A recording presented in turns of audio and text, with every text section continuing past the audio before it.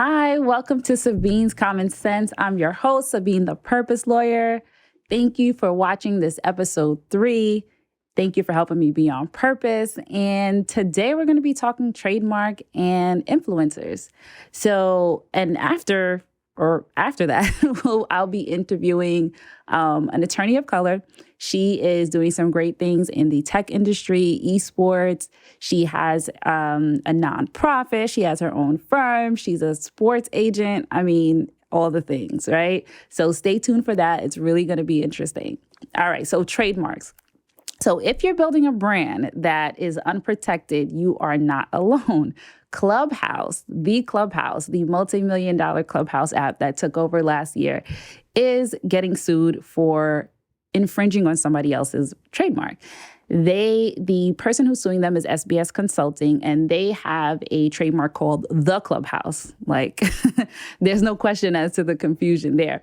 So their trademark, what they actually do is they have like an online, it's not really sports, but it's like an online sort of situation where you can be in a community for others in the sports industry. Like, it's sports. It's sports related.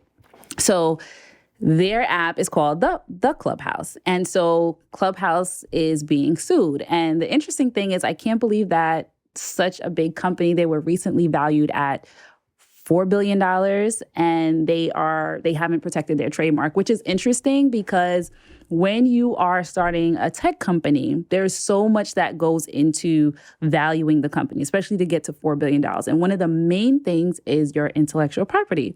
So, of course, one is their app, their code, that they created to be able to put this app together and have all these 9.6 million downloads and everyone to be able to, really enjoy and explore the app.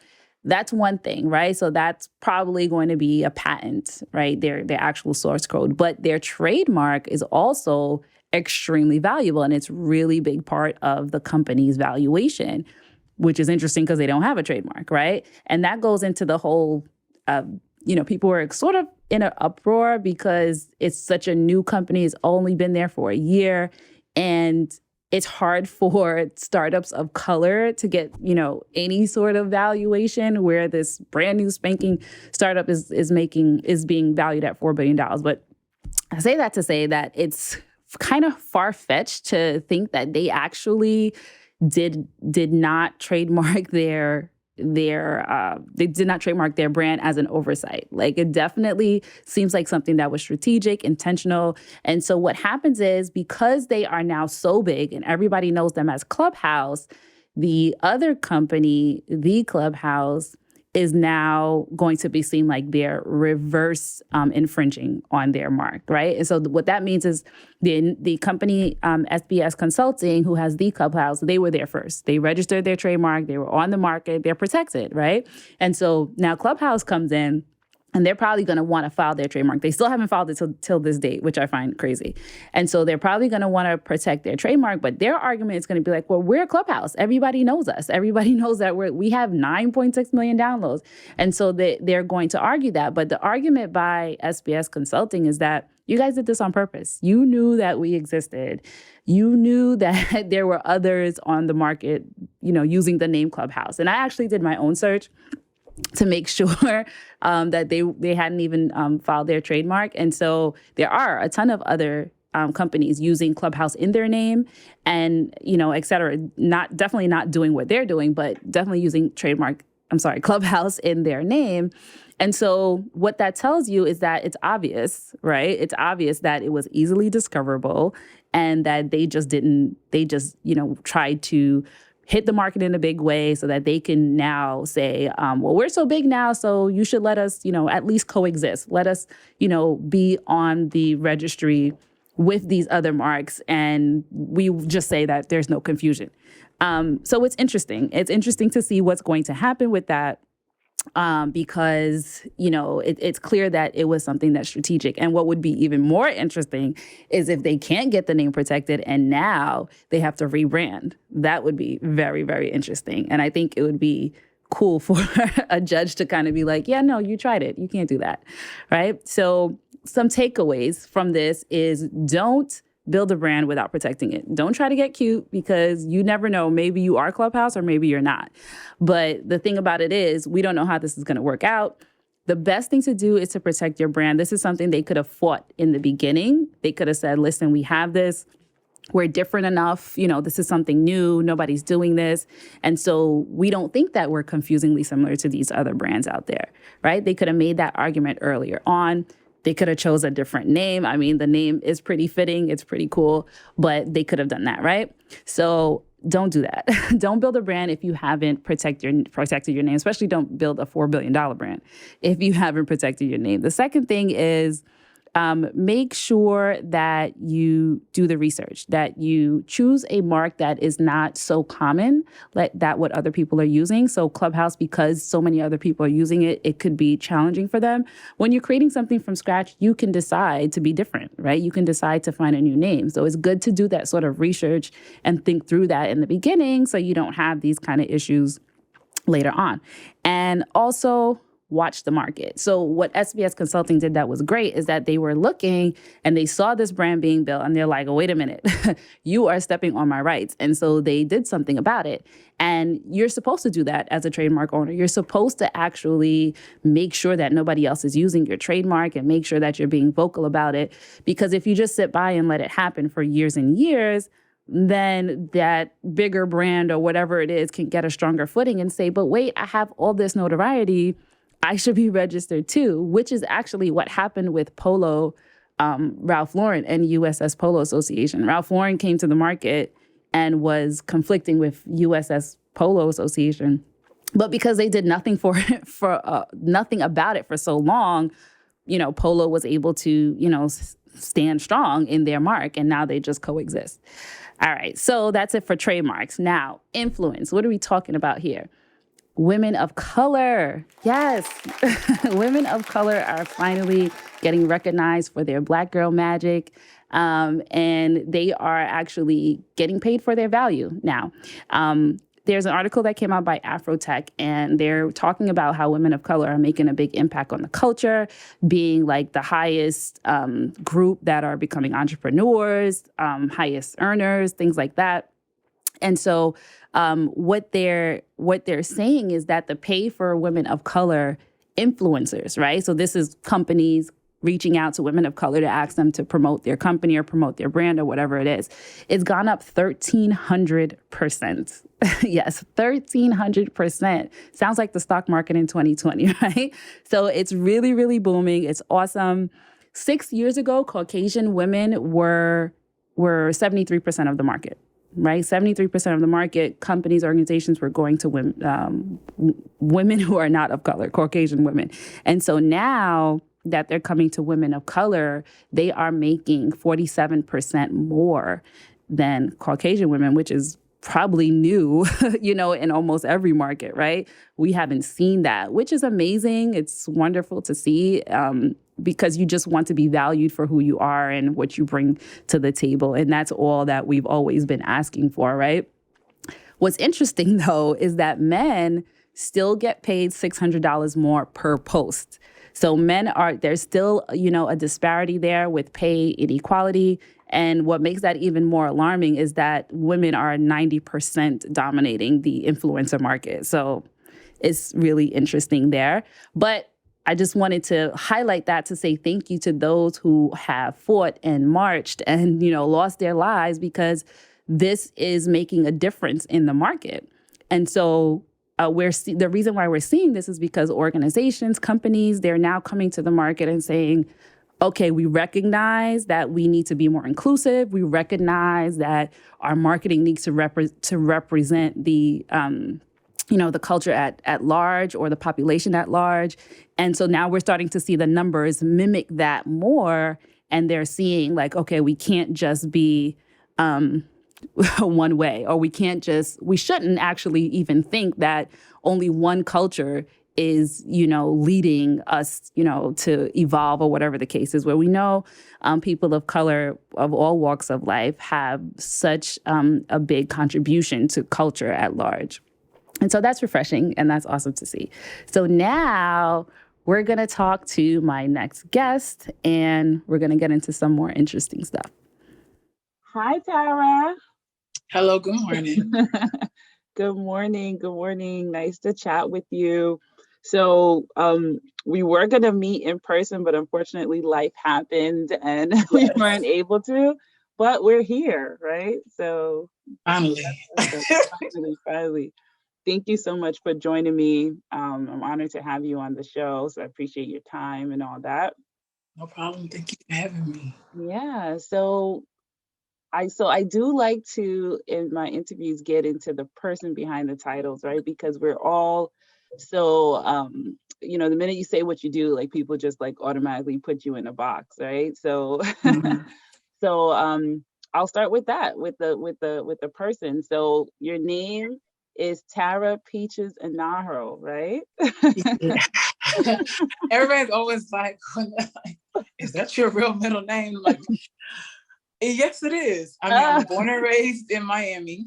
Okay. I'm Nigerian American. My parents are, I guess, not your typical Nigerian Americans. Okay. So I don't know if they thought the name was cute. And I think my father is the one that named me. I don't know if we should let him have done that, but hey, he's the one that named me. And he was just like, they like the name Peaches. They were actually going to name me Pebbles. So thank God they didn't do that. Right. So they were going to make your first name Pebbles? I'm thinking my middle name, but only knows what they were thinking. But that was one of the names my mother told me. So I was like, okay, I'm happy y'all went with Peaches. That's a little bit more normal than Pebbles. Exactly. That's so funny. I thought you could be like, no, that's my nickname. And, it's really... My nickname is Poochie. Okay. Well, only my daddy calls me that. So it's Poochie Baby, and then like some family members, and then TP. But my middle name on my birth certificate is... Well, I'm Nigerian, so I have a couple of names, but it's Tara Peaches Enahoro. But Peach is like the shorter version that everybody puts on all the documents. So that's my first middle name. All right, that's cool. I mean, I love your name. It's really, really powerful. Strong name. So what would your best friend describe you as? Oh, Lord. So I have a couple of best friends, but my main best friend, she would just say that, like, I'm always down to vibe. I'm cool, calm, and collective. Always got your back. The whole lawyer in me always comes out for everything. So, like, if I feel like someone's being disrespected or someone's taking advantage, like, it just comes out automatically. I love to dance. Like, that's a big part of our culture. So she's my dance partner. So we are always dancing and know the new dance moves and everything. Right. And I love the Lord. I will. Awesome. I'm a prayer warrior. So I will pray for you. I will fast for you. So that's one thing she could definitely say. Number one, like, Tara's always fasting. Always fasting. But hey, got to give up to the Lord for everything. So those are the main qualities of me. And then also she would say, I'm serious with my work, but I'm like a non-serious person. Like, I'm very jokey and just laughing all the time type of person. So yeah. Those are great qualities. And I could tell that you're probably a fun person, fun to be around. Fun to be around. And I could relate to a lot of those things that you said. So that's awesome. So how do you sort of tie in what you do with your personality? Do you feel like you have to change who you are to be, what you do, or do you feel like you find a way to make it work? So I think it depends. Like, your personality is your personality, you know what I mean? So if it's your real personality, you can't really get away from it, because even when you do something, it's going to come out regardless. Right. But for me, I'm a very vibe-ish person. So usually I feel the energy, because sometimes obviously you don't want to go too much about your faith, because some people that's like, whoa, you're doing too much, or you don't want to be too, I don't say too playful, but just very personable sometimes with some people or some clients or people I run into. So I kind of feel the room, but either way, it always comes out. And the people always end me telling me their business, asking for advice, like even in a business setting. And they're like, what do you think about this? And I'm also just like, wow, like strangers even too. So it just always comes out. And I think it helps me, one, with my clients, and it helps me with the things I do in the company, because I could better understand what you want me to do, how you want me to help me when you open up more with me. So it actually helps me do a better job. That's good. That's good. Yeah, I find that too, because I am really strong in my faith, and for some people tell me that I tend to be like calming and soothing, and like they can really talk to me. So I do find that, you know, that light sort of shines through, you know, other things that you're doing. So you mentioned the company. So tell me about the company that you work for or with. You know, basically, let me tell you a little bit about Tara. She is doing all the things, right? So she is running a company, a tech startup, which she co-founded. She is a sports agent, esports agent. She also has her own firm. She also has a nonprofit. So we're going to get into all of that. So we'll start with, it's a lot, but it's awesome. And I can see, you know, why you're into all these things, especially since you're all about your faith and your prayer, which probably keeps you balanced. Exactly. So tell me about Unanimous Games, how that came about. Wow. So Unanimous Games is so interesting because I've never thought about esports. Granted, I grew up, we played, you know, what is it? We played Mortal Kombat or like Mario Brothers or King Kong. Like we played those type of things growing up, but I didn't think anything deep into it, to the actual industry of it. And Bryant Biggs, who's the co-founder, he's a friend of my uncle's. And I went there, I just started out being an attorney, and I was trying to get more into the entertainment space because I knew there's a lot of us in that space. A lot of us, I mean, Black people, and we're not protected properly. So in general, because I was doing employment law at the time, and then like I was doing family court, which that was a lot. It was great, but it's a lot. So I was like, okay, how do I get more in this space? Because I see that we're getting cheated out of deals. We're not getting what's owed to us. Like that's my whole thing, making sure you know your value and you get your value. So I went there to speak to him. Like it literally was just a conversation, told him what I was doing, because it's like he's my uncle's friend. So it's like coming to him as an uncle. I actually to this day still call him Uncle Bryant because he's older than me and that's my culture. And we went there talking to him, telling him what I'm trying to do, spoke about my nonprofit, and he listened and gave me advice, and then like told me what he was doing. And I was like, oh, that's so cool. Which it was like the whole thing about the esports, but taking it over like how is in the entertainment industry. So pretty much like resembling it like Rock Nation, where it's talent management, original content, developing your own mobile games. Well, in the Rock Nation, like a mobile game aspect of it. And then like doing activations, like really touching every aspect of the industry, but focusing on Black people. Well, focusing on people of color, but obviously we're Black. So that's the first focus. And I was just like, yo, this is crazy. And it's like he was starting it up, and he's Black. Everybody with him was either Black or Spanish or Arab. And it was just like, the focus was like, we understand we're in this space, and no one really looks at our value. They take us for granted. They just look at us as the Black buying power. That's it. They don't try to see, okay, how could you make this game better? How can we educate you and put your dollars back into your community? So he told me about that, and I was like, wow, because my main mission is supporting everything Black. So I was just like, I was like, okay, for everybody Black. Listen, Issa was right when she said that, because if you do it, who else is going to do it? So we have to give examples for the generation behind us to know you got to band together. I do have to say that Tara, when I asked her to do this, she's like, yes, and I'm with it. And if you need anybody else, so she's many other people. I like, listen, I'm for it. We do better together. So I was just like, so he told me that, and I was like, I left, and I was just like, wow, I went there for something else, but whoa, I don't know what he's talking about, but this is interesting. So I was like, okay, let me ask him if I could shadow him for like a day or two, because I also met a whole bunch of other people in the industry that I learned so much from just in that one day. So, okay, so he was just like, sure. As long as we can get some legal services. And I was like, perfect. I get to, build up my resume there as well. I'm still working in family court and doing employment law. And I also get to, learn about this. So after like a couple of weeks or so, I started like asking him to implement certain things in the company. And he was just like, do you want to be a part of the team? And I was just like, and honestly, I was getting ready to leave family court because it was too much. He was like, I was in family court in the Bronx. It was oh too my much. God.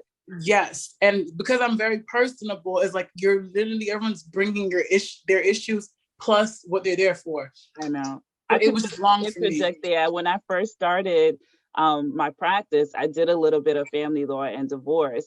And I was just like, I can't. It just like, I feel like I'm maybe like an empath. And so I take on like everybody's like stuff. So I was like, this is not for me.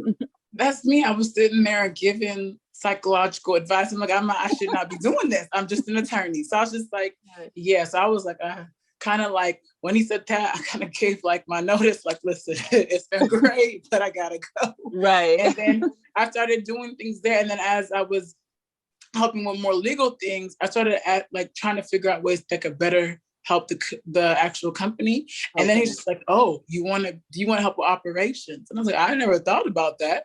As long as, and I'm thinking in my head, like, you know, when you have your mindset on like doing something straight, you're just like, oh, I could do that. So I was like, see, he's like COO. I was like, oh, but I just want to do like contracts and stuff. And he was just like, yeah, but you're so much more than that. Why do you want to just stick to that? And you could still do contracts, but you could do more operations and like really building things up. And I was just like, all right, I just want to do agreements and negotiate with people. But he was like, he saw that in me, and like, I love what I do because I still get to negotiate contracts. So that's literally how it started. And then I started being kind of like the front head of like doing certain things and being on calls and talking to clients, talking to talent. So I helped him build it up. And that's where we are right now, just working on so many things. And I even look back like, wow, how did you even, it's really just God. Because I was just like, I don't even know how I even got here. So that's that in a nutshell. That is beautiful, Tara. I'm excited for you. And I love that you could have easily been like, it's too much. You know what I mean? You could have been like, it's too much. I'm not ready. This is my first like introduction in the business field. And so I think it's wonderful that you were like, okay, I got this. God's did it, then I got this. You know what I mean? God. Awesome.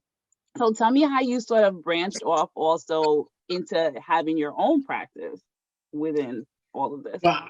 So through the whole time, your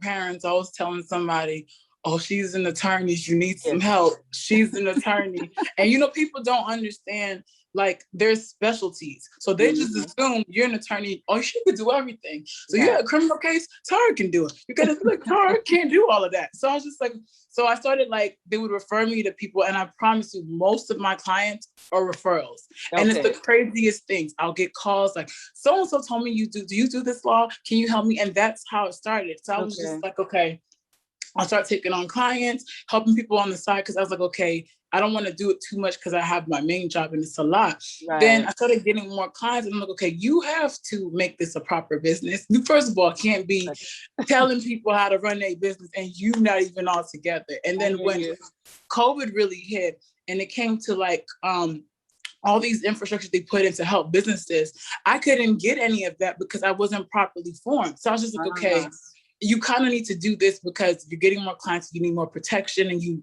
it would help. So I formed it out of that, and I literally just had the clients that I had before, but I obviously changed the contracts to fit my law firm. And then even since then, God has just been sending more clients. Like every week, I'm just like, even like, okay, can I talk to you next week? I got it. And it's just like every like, oh, can you do this? Can you do this? And like, even while I'm doing it, I'm learning more things about law. I'm just like, how are you doing this? I'm just like, it's just, I can't even explain. It's been crazy. That is beautiful. That's beautiful. And I like that you brought that up about, not being properly formed, because a lot of people do that. And it's natural. You know what I mean? It's natural. You're just like, you didn't even realize it was a separate business. You were just trying to help people out. And now you realize it's this whole thing. So definitely it's important for people to sort of keep that pulse on what you're doing. And if it starts to look like something, definitely form and protect it so you can get those benefits, like you said. Exactly. I was like, dang, I should have registered this a long time ago. Because technically, since like 2017, I always had a client here and there. And I was like, if you were formed from then, you would have been more protected. So I was just like, so every time I get on the phone with a client, listen, is it a proper company? Before we move forward, file it as a proper company so you are protected going forward. So yeah. Awesome. So what is with juggling these hats and, you know, everything that you have to do? What is your typical day like, you know? Crazy. Because I know I thought I was busy. Tara is busy. No, okay. Crazy. So like a typical day is like, that's why I have to like do this call super early with you, because the thing about it, there's so many random calls that happen with unanimous games where just randomly, oh, we have a call today. Or because clients and I are really cool, we had a scheduled time and they're like, oh, but I have a quick question. I'm just like, oh man, come on now. So like, it's literally calls and contracts and filing and drafting different documents from like 9 o'clock in the morning to like maybe 8 o'clock at night. There's some spaces in between, but like, and then now that I added this sports agency, and I literally sat there like, why did I do this to myself? So like, like, why did you do this? So adding that in is even more calls, because it's like a different aspect of what I'm doing. So, and then that one's really building from the ground. And that one is based around players. So it's like, you have to like scout players, you got to look at tapes, you got to talk to players. And that's just like, yes, I'm like, why? So like, pretty much it's just calls and everything throughout the day, all the time. And even when I think I'm on a holiday or I'm on a break, I'm never on a holiday. Like literally last week I had traveled literally whenever I had Wi-Fi, I was on the phone. And my friends were just like, so we're supposed to be, I was like, listen, I got stuff to do. So give me 2 minutes, I'll be right over there. So yeah, a lot of people don't realize that when they're getting into business that, you know, as an entrepreneur, you're always on, you know, essentially, you know, and you have to sort of fit in some balance, but at the same time, you know, you got to make it work for you. So how do you fit in balance? How do you find what gives you relaxation and zen? The Lord. The Lord is my peace. Let me tell you something. I am a foodie. I love to eat. So I do find like going to dinners, even if it's like a dinner meeting, I do get relaxation from that, because it kind of can not be too formal. Honestly, praying, like, I'm not even going like that, like literally gets me through the day. Listening to music. I love music. So if I take some time just to listen to certain music to calm me down, whether it's gospel, whether it's African music or R&B. And then my favorite show is A Different World. So when I'm feeling crazy, like I'm obsessed with that show. So I would like watch it while I'm like working on documents. So even though I'm still working, it's still kind of just relaxing me. I like to travel. COVID obviously messed that up. So lately I've been able to a little bit, but usually traveling would have helped if it wasn't COVID. And then talking to family. I have so many sisters and nieces and nephews and cousins and stuff like this. So just talking and hanging out with them and just laughing and kikiing. That's my whole way to relax. Yeah, I mean, whatever works for you, and it seems like it's working. You look good, you seem happy. Thank you. That's cool. So tell me about the agency, since you mentioned, what is that like, and how did it birth, basically? So I love basketball. I love soccer as well, because it's just you grow up watching your father watch soccer, and I was put in soccer as a child. My daddy was my coach, so it wasn't for me, but I like watching it. So, but I always liked it. And then I always noticed, obviously in the industry, it's like 80% Black, and there's like barely any Black agents. Now, granted, there are Black agents out there, but there's barely any. Then to go to women, they're barely there. And we tend to have a more nurturing aspect of how we look at things. And I feel like, not that you're like the parent to a player, but you essentially have to come off like that. So I believe like women would have a better, not a better insight, but I could definitely add value to this industry. So I thought that was what was missing. And then I just see there's some deals that they get, and even especially some of the ones that happen to be foreign, that come here from different countries, they just are looking for a way out. So they don't even think about the deal they're actually getting. So I just thought about things like that. And then I always think about how we're always getting cheated. And like, not necessarily saying that, okay, if you have someone that looks like you, they're going to give you better representation. Just, I'm just thinking they have a little bit more insight to your background and what's needed for you. And hopefully they could do right by you. So that's why we need more of us in the industry. So I looked at that, and obviously it's very expensive to do it. You have to take your time out to you have to take your time out to study for it. It is an open book, but it's like, if you don't understand the industry, it doesn't matter if it's open. Like, you could take a test and you don't know anything about it. You could have the book right there, but if you don't know, you don't know. So I knew I had to figure out time around it. And I know when I wanted to start doing it is when I started like learning more about the esports industry, and I had just became an attorney. So I was just, okay, I want to do this, let me put it on the back burner. And it's crazy because I did a vision board in like 2016. I tore it up. That's another story. But I had took a picture of it. And in the business aspect of it, it said like, have my own sports agency. So it's crazy. This year, I was just like, I was looking at things like, let me see if I'm actually fulfilling what I wanted to do before. Let me see how things changed from 2016, especially because I wanted to do a new vision board. And I saw that. So I was like, okay, somehow, somewhere I'm going to figure out and I'm going to become an agent, because it's something I always wanted to do. I know sports, but I really want to know the business part of it, because that's what I'm really interested in, the numbers, how this contract works, how do you sign this type of deal. So COVID, honestly, thank God, gave me the time, even though business got kind of crazy, it gave me the space, because we're working from home, to kind of shovel some time in to study for it. So I literally told my co-founder, like, listen, I'm going to study for this exam. And I told him like 2 other people, and that was it. And they were like, well, you do like sports, because I'll be the girl sitting there arguing with the guys about teams and stuff. And they was like, you're doing a lot. So I was like, let me get into it. So I studied it. Thank God I was able to take a full-on break from unanimous games. Didn't offer my law firm because my clients did not care. So they're like, oh, that's great and all, but I need this. So I was like, oh, I can't take a break from you. So I took 2 weeks off. I studied from November, but I took 2 weeks off right before the exam to just get my mind straight. And I took the exam. Wow. And I passed, and literally a week later, I created my agency, and I always wanted to create the agency. So I created it. So what we've been doing, so it's probably like, I want to say it's maybe a little over 2 months old, pretty much. Awesome. Yes, a little over 2 months old. So then literally that same week, my friend sent me this grant. So this rapper, Brent Fayez, he was doing, a lot of people obviously are trying to do things to fund Black companies, as well as like companies owned by women. So my friend literally sent it to me like that evening, and she was like, just apply to it. And I was thinking to myself, shout out to Michelle, because she's the one that did it. Okay, Michelle, we see you. So she sent it to me, and I was like, dang, I always apply for stuff, but I don't never get it. So I was like, don't want to waste my time and make this whole video describing what I want to do. But I was like, you know what, girl, you just passed this exam, just do it. So I did it, talked about the sports agency, literally what I'm trying to do.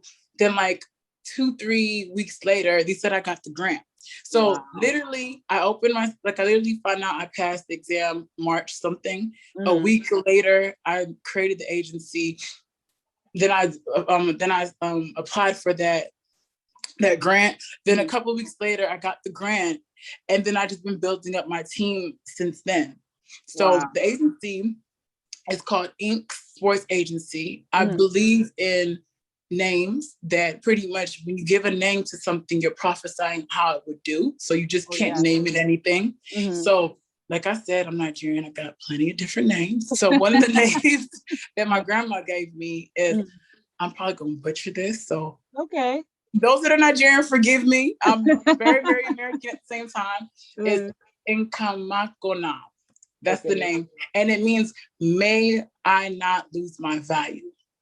And the short version, because I know if I put that as the title of the company, people will be like, what's that? What is that? And what they got to do with sports? So I put Inc. Sports Agency because it's a short name for it. Because usually if someone has that name, you either call them Incam or Inks, like those are the nicknames for it.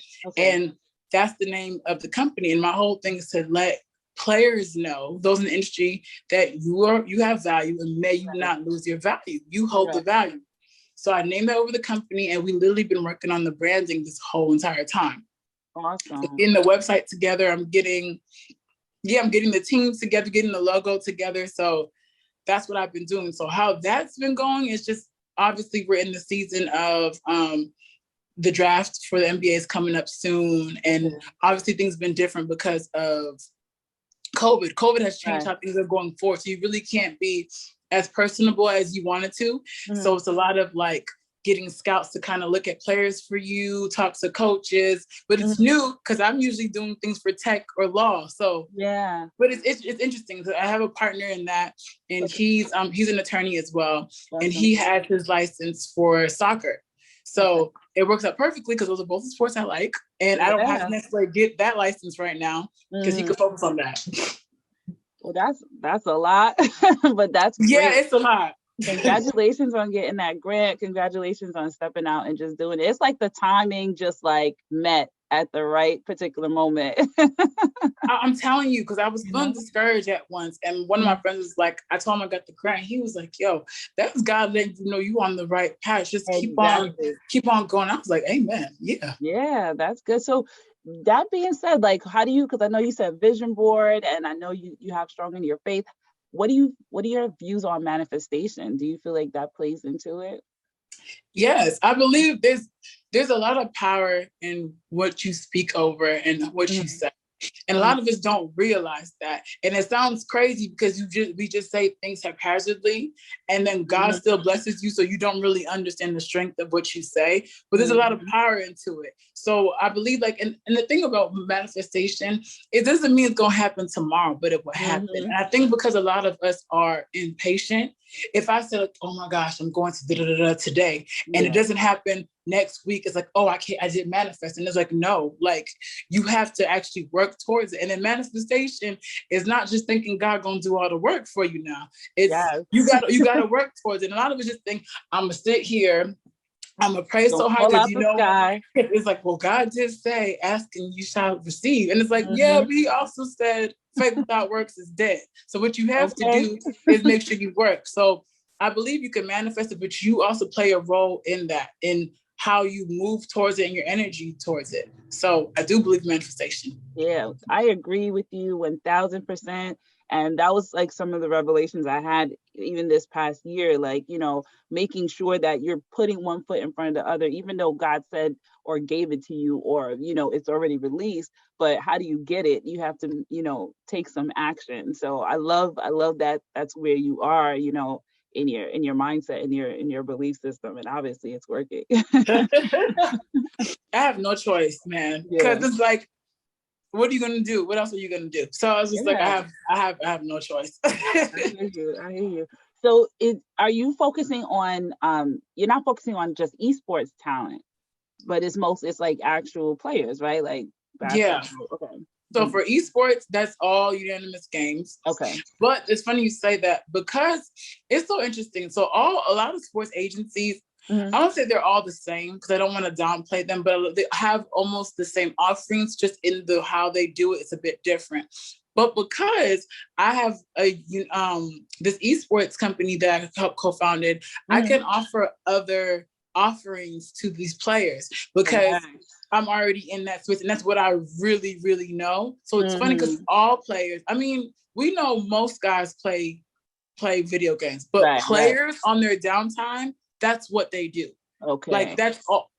Soccer, football, baseball, like, that's all they do. And it's funny because in unanimous games, we're always talking to players of seeing how we can do different things with them, with like streaming, joining a tournament, whatever it is. So it becomes another offering for me in Inks to be like, okay, I know you want to do this, you want this sneaker, do you want this, but I know you play video games. What do you think about having your own mobile game? What do you think about doing all? And it's like, it helps. So it's funny that I wanted to do sports first, but it's like I needed to do this first to give me a different offering for the sports agency. So it's like it all works together.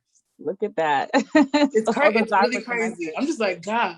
When it clicked one day, because I was talking to my partner, and they were like, yeah, because I spoke to one woman that works for the the Players Association, the NBA Players Association. And she was just like, well, you have to think about with your sports agency, what else can you offer? Because a lot of players, like it sometimes it's not always your personality or just who you are that draws somebody. They have to see what you can offer them, which makes sense. I mean, they want money. That's why they're in this line of profession. Some of them are not about the holistic ways of doing things. So I get it. So you have to think about what makes you different.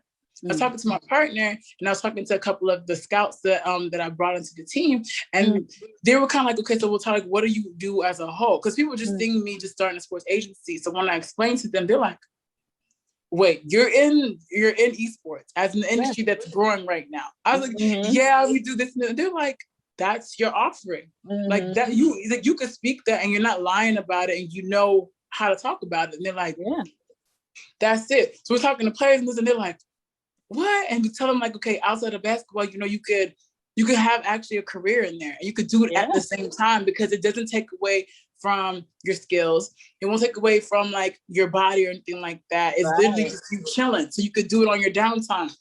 And that, like, I was like, God, wow. And it's just the timing of it, where because of 2020, like esports has really taken a big boost, because we realize, okay, if something happens to our physical environment and we can't be in person, this is like the next best thing. So it's like super, like the timing couldn't be better than it is now. So that's great. Yeah, no, it's amazing. I was just like, wow.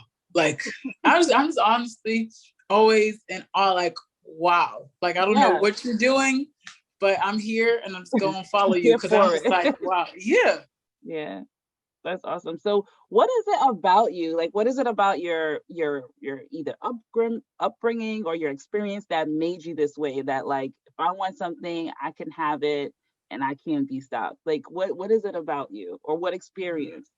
Growing up in a Nigerian household, let me tell you something. You have to be on your A game all the time. Like, not saying that nothing was ever, almost like nothing's ever enough. Like, I don't want to play my parents, but I get it. Yeah, like it's like you always constantly have to be the best. And that's just what it is. They always let you know, like, you come from this household, you come from this family, like, we don't do this, we do this. You always have to be like the best. So having that mindset it gives you a different work ethic, which is why, like, I'm always like, okay, this is not enough. I got to do this. I got to do this. Or like, and it's just like, when I'm supposed to be resting and laying down, my mind is going, how can I do this? How can I do that? And it's just because, one, I learned from my mom. My mom was a career woman.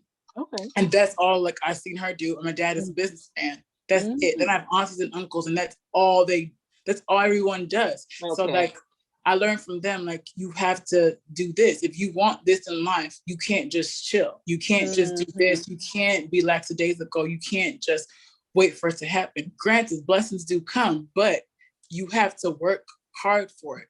Yeah, so, and just like you did, you met the blessing where it was at. And because you were ready, you was able to take advantage of it. Yeah. Yeah. So it's just like, I learned it from my parents and from my culture and the people around me. Like, they just are very hardworking people. Like, that's all I know is just hard work. I don't know anything else about that. Like, it's just the craziest thing.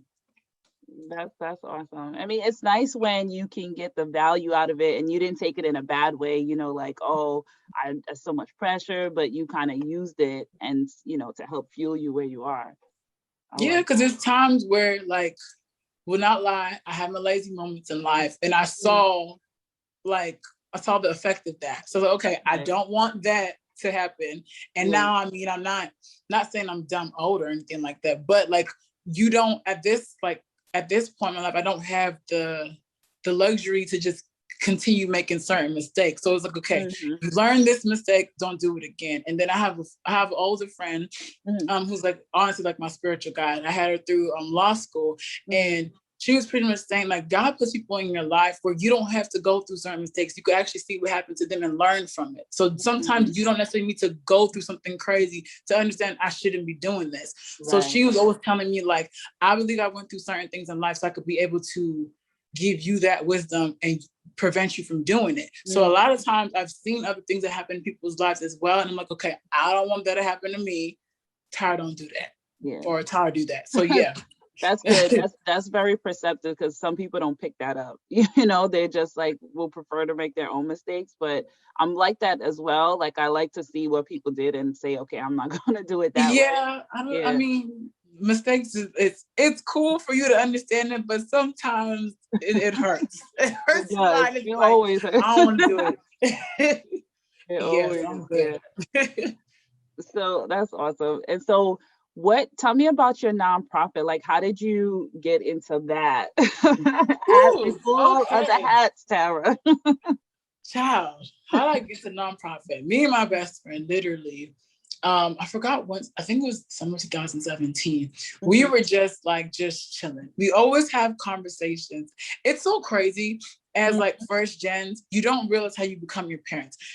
So a lot of my friends are first gens. If they're either first gens, Africans first gen, Haitians first gen, Jamaicans, like they're all first gen. I'm from Miami, so most of the people that I knew were either Caribbean. They came to New York. Yeah. Most people that I know are African. So like, obviously there's a way you're raised when your parents are immigrants. And we literally realize we sit there and talk about like politics there, all like how this country could be better, and we would be sitting there like, yo, we are becoming our parents is the weirdest thing. So we'd be sitting there and we're like, yo, how can we make things better? And we're like, a good way to make things better, especially over there, is a lot of us that are born here going back, like literally going back and doing more things, and not going back and saying the American way or the European way is the best way, but just going back and showing there's different ways to do things that could possibly help, because obviously things are just not working out the way they're doing it.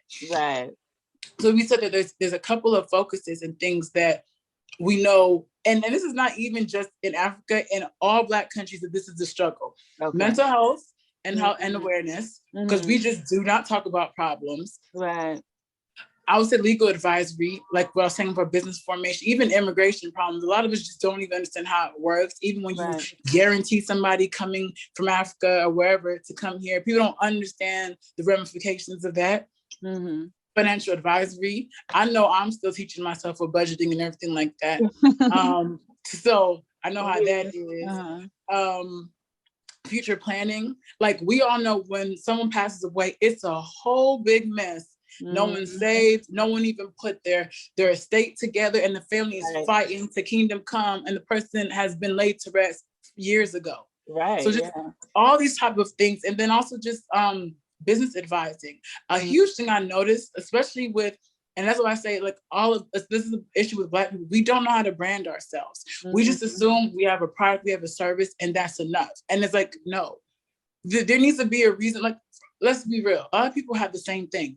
But you have to give me, like, why should I use your product, or why should I go to you? Also, if you don't even take a good deep look or even pay attention to how you look to other people, then how are you going to say do business for me? Right. We don't pay attention. Marketing yourself. We don't know how to market ourselves. We could talk a good game, but we can't really like fully market ourselves. We're like, that's a huge issue across the spectrum for all these different ethnicities.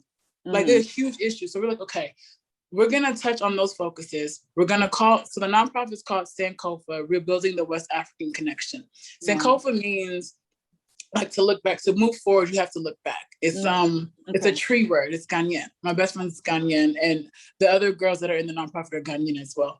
And we're building the West African connection. We said we're building the West African connection. Not that it's only focused on Africa, it's just that West Africa was slave trade. So that's essentially the beginning of how the diaspora got sprinkled everywhere. So we're saying we're building that connection to kind of bring us back together, because we all have the same problem.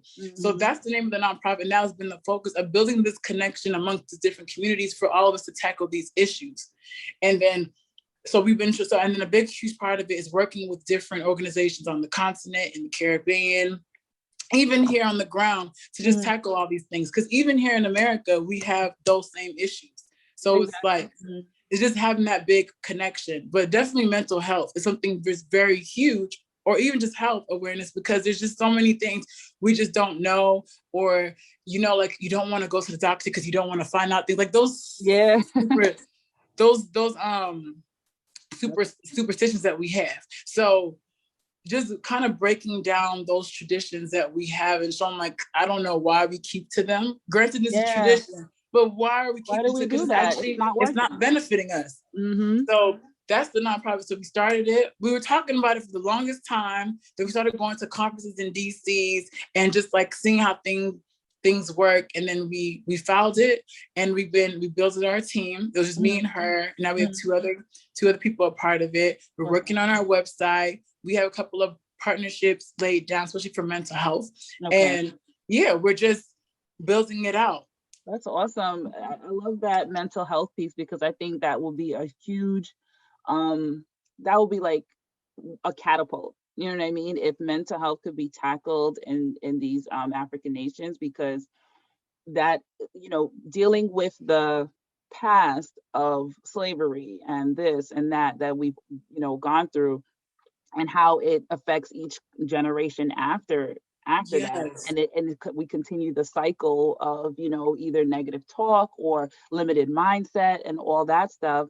And so being able to, just like you said, being able to manifest what you want, a lot of that is not, you know, in some ways it is, and in a lot of ways it's not, because of the limitations that we put. So, and recognizing when people need help, you know. So I think that's powerful, and I'm excited to see what you guys do in that space. Man, and it's so crazy because we have a lot of family, friends, and cousins who are all in these different focuses. So like, it's a great way to bring them in. Like I said, I love family, so it's a great way to work with them. I mean, you want to work with people that you love, and you want to help them do better. So I love that we could bring everybody in. But then also to what you were saying with trauma, people don't realize, like, all these things, not only are they learned behaviors, but when a woman gives birth to a baby, the baby carries everything that woman went through. And then you're a part of your DNA is your father and your mother. So whatever is like ingrained in your father as well passes to you, which is why there's so many traumatic cycles that we continue doing it, because it's literally ingrained in us. Yeah. All this traumatic occurrences that happened a long time ago. People don't even realize some things you're dealing with is something that happened in your family years and years ago, but y'all don't know how to break that cycle.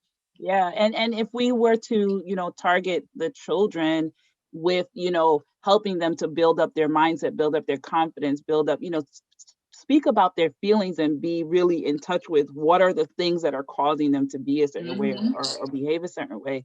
That is where we can start the healing too. You know, we can start with them, but of course the parents, the adults, have to be healed and understand these things. Exactly.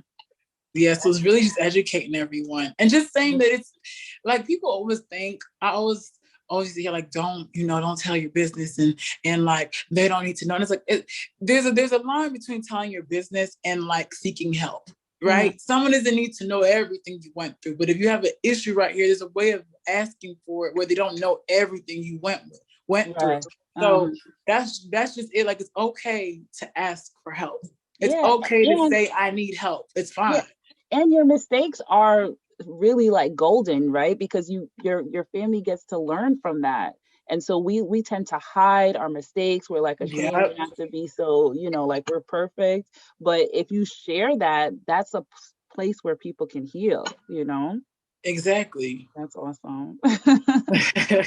Tara, this is amazing. I really enjoyed speaking to you. And there's more. Like, we didn't even get into your whole LLM and going out of the country. It's a lot. I was like, God, that's why people call me much. You making me much. You're giving me much. That's good though, but I love it. You're a wonderful person. I love the energy. Thank you so much for it. It was good talking to you. I like your energy too. Thank you. I wanted to do a little like sort of lightning round. I want to call it right quick. So I'm going to say a word and you're going to tell me what comes to mind, either one sentence or one word. Okay. So your why. My family. Okay. Beautiful. Fun. Dancing. Yes, you're gonna have to take me out for a dance. I got you, girl. I got you. Relax. A different world. And God. A different world and God. Okay. And the This one is, I don't play with my faith and my family. Like, okay. That's and my food. Oh, and my money. Okay, we know. Don't mess with Tara. Faith, food, family, money. Don't do it. Period. Period. And then source. God and family. It's so crazy. It's like the same answer. But like, it's okay. Listen. It's the truth, right? That's where you get. I don't want God to give me the side. Like, you better say my name. I don't know. I don't know what you're saying down there. So, right. But those two, like, that is what keeps me going and then gives me energy. So that's beautiful. I love that you have that. You have that connection. So, Tara, it was a pleasure. The pleasure talking to you too, finally. Yes, I know. And everybody, thank you for watching. Where can people find you, Tara, if they want to connect with you? So don't judge me, everyone, because I'm still working on my business accounts. But you can find me on Instagram, Poochie_baby. That is my daddy's nickname. Okay. And then you can email me at Tara, TARA.ENAHORO @gmail.com. Okay. And or Tara@unanimousgames.com. That's all my personal things. Mm-hmm. And then through there, I can connect you to wherever you want help or need any help with. Okay. Awesome. Beautiful. So I'll see you again soon, hopefully. Yes. No, definitely. I'm going to be better with my time. Yes. No problem. Thank you for watching this episode. I really appreciate you being here. Don't forget to like and subscribe. Your likes really help my channel, helps my videos, and hit the notification bell so you know when I put out more content. Also, please comment down below. I want to know what you think about this video. I want to know your thoughts, your opinions. I appreciate them, and maybe I'll use it in another video. Also, finally, you can find me on IG at Sabine_the Purpose Lawyer, and also on all podcast outlets as Sabine the Purpose Lawyer. Please don't forget to use your common sense. And if you don't have any, please feel free to use mine.